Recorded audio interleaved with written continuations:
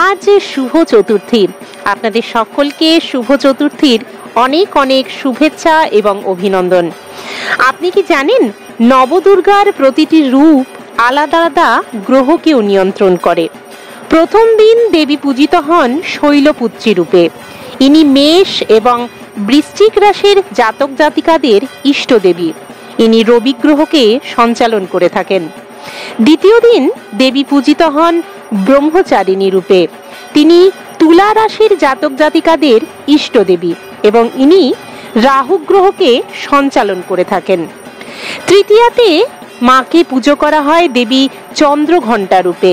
তিনি কন্যা এবং মিথুন রাশির জাতক জাতিকাদের ইষ্ট দেবী। তিনি সেদিন কেতু গ্রহকে সঞ্চালন করে থাকেন। চতুর্থীতে মাকে বলা হয় দেবী কুষ্মান্ডা। তিনি ধনু রাশির জাতক জাতিকাদের ইষ্ট দেবী।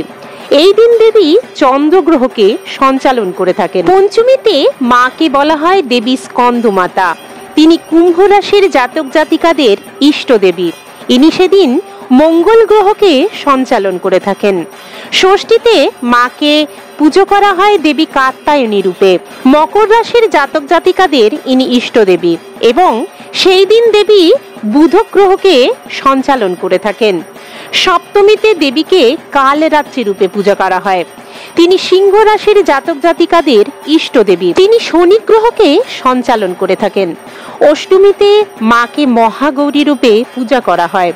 তিনি বৃষ রাশির জাতক জাতিকাদের ইষ্ট দেবী। ইনি বৃহস্পতি গ্রহকে সঞ্চালন করে থাকেন। নবমীতে মাকে সিদ্ধিদাত্রী রূপে পূজা করা হয় এবং কর্কট এবং মীন রাশির জাতক জাতিকাদের ইনি ইষ্ট দেবী। ইনি শুক্র গ্রহকে সঞ্চালন করে থাকেন। নবরাত্রির প্রতিদিন ভিন্ন ভিন্ন গ্রহের শক্তির সঙ্গে মিলিত হয়ে আমাদের জীবনে আনে শুভ শক্তি ও পরিবর্তন। তাই নবরাত্রিতে মা দুর্গার প্রতিটি রূপকে পূজা করলে শুধু আশীর্বাদই নয়, জীবনের গ্রহদোষও দূর হয়।